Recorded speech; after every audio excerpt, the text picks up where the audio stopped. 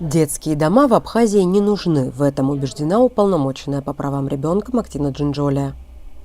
Я вообще не понимаю, почему такая постановка вопроса сегодня, что необходимы детские дома в Республике Абхазия. Я не понимаю, почему мы должны начинать с того, от чего весь цивилизованный мир отказывается. На сегодняшний день есть десятки тысяч исследований, есть аргументированное мнение, есть научное мнение, есть мнение сотрудников детских домов, выпускников детских домов. Почему мы должны делать шаг назад, если мы можем сегодня, переняв опыт тех стран, которые прошли через это, сделать шаг вперед и начать с более цивилизованных альтернативных форм устройства ребенка, детей, которые оказались в сложной жизненной ситуации.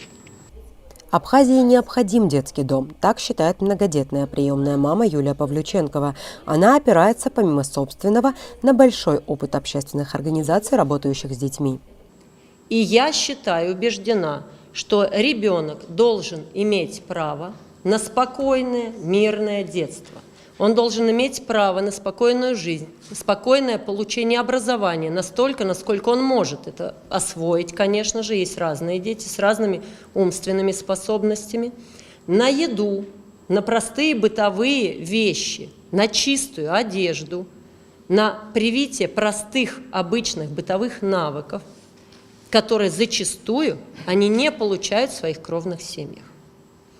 Вы знаете, вот вы упоминали о традициях, Мактина, традиции, которыми гордится Абхазия. И я понимаю, что мы можем опираться на то, что ранее, в том числе в Абхазии, ну, кстати, и более, там, может быть, в какие-то давние времена в России, мы опирались на родоплеменные особенности, когда, как вы говорите, семья или род мог при гибели родителей или при каких-то их таких сложных жизненных обстоятельствах этого ребенка взять и воспитывать. Но сегодня даже в Абхазии, к сожалению, это зачастую не работает.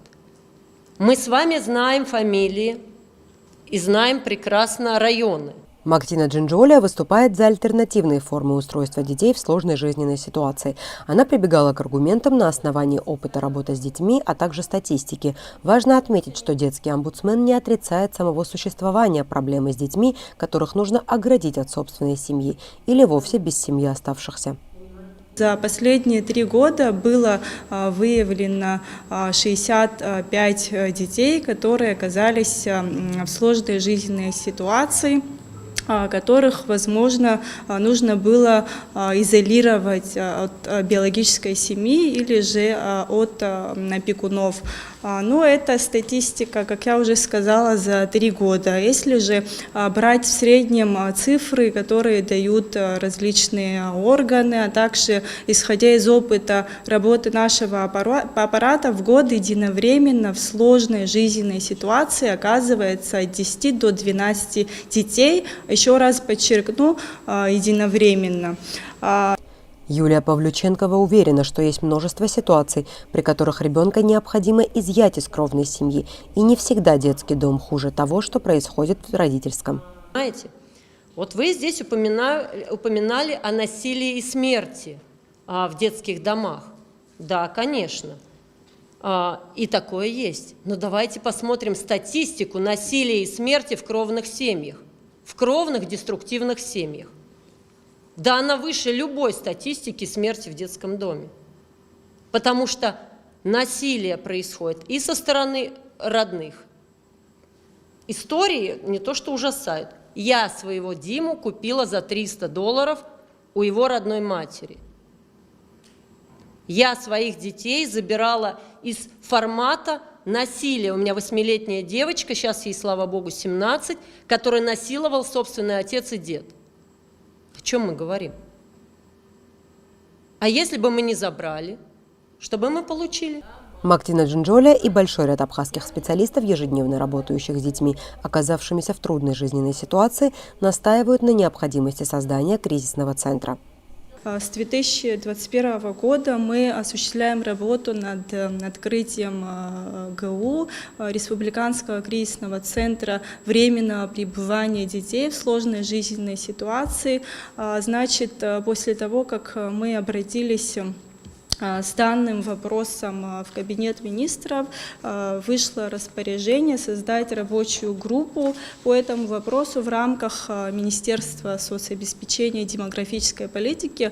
В рабочую группу вошли также юристы нашего аппарата. На сегодняшний день нами разработан устав кризисного центра, есть штатное расписание, есть проектно-сметная документация, и мы всю необходимую нормативно-правовую базу подготовили еще до принятия бюджета на 2023 год. Однако, исходя из сегодняшних реалий, сложная геополитическая обстановка в мире, поэтому большая, какая-то часть бюджета ушла именно на укрепление оборонных позиций нашей страны. И, к сожалению, в бюджет республиканский бюджет не вошли расходы на содержание данного кризисного центра, однако работа в этом направлении продолжается, и хочется надеяться, понимание со стороны государства есть на сегодняшний день, хочется надеяться, что будут и действия,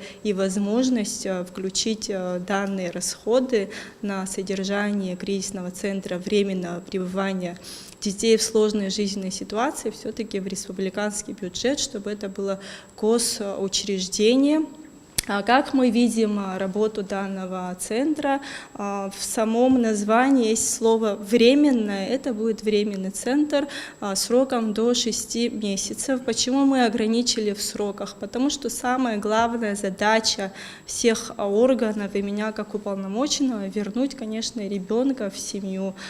Всегда должна быть проводиться работа для оздоровления отношений ребенок-семья, ребенок-родитель. То есть если это будет детский дом, определили органы и спокойно до 18-летия, это, наверное, самый простой и удобный способ, но наша задача, чтобы все-таки ребенок либо вернулся при возможности в биологическую семью, либо найти ему семью усыновителей, постоянных опекунов, чтобы ребенок рос в атмосфере любви, в атмосфере семейной. В самом кризисном центре предполагается, что он будет на 10-12 детей. Это будет кризисный центр, не похожий на детский дом, это будет кризисный центр семейного типа, где ребенок, он не будет чувствовать себя, что он находится где-то в госучреждении каком-то казенном. Там будет семейная атмосфера. Юлия Павлюченкова напомнила, откуда вообще берет начало история детских домов, например, в России. Еще на Руси в период до X века тоже жили люди общинами. Но при этом были сироты, потому что люди воевали, матери погибали, и происходили разные случаи. Что происходило? Да, эта община, этот род брал этого ребенка. Так долгое время происходило. В момент крещения Руси появилась забота о сиротах. В первую очередь она была со стороны церкви. Люди считали и приносили куда матери незаконно рожденных детей? К церкви. И так было не только на Руси, так было по всему миру. Все приюты – это церковная история, история благотворительности. С образованием Советского Союза религия была запрещена, а сироты взяты под контроль государством. Именно такая форма детского дома и дошла до наших дней. Такой была первая часть дебатов. Оппоненты высказали свои позиции и аргументы к ним. Следом прозвучали вопросы зала каждой из сторон. Дебаты были организованы общественной организацией «Молодежное движение Абхазии». С недавнего времени нами были открыты несколько клубов, такие как книжный и развлекательно-образовательный клуб. И сегодня у нас состоялось открытие дискуссионного клуба. Мы создали этот клуб прежде всего для того, чтобы наша молодежь смогла критически мыслить, а также правильно выражать свое мнение и уметь слушать мнение других людей.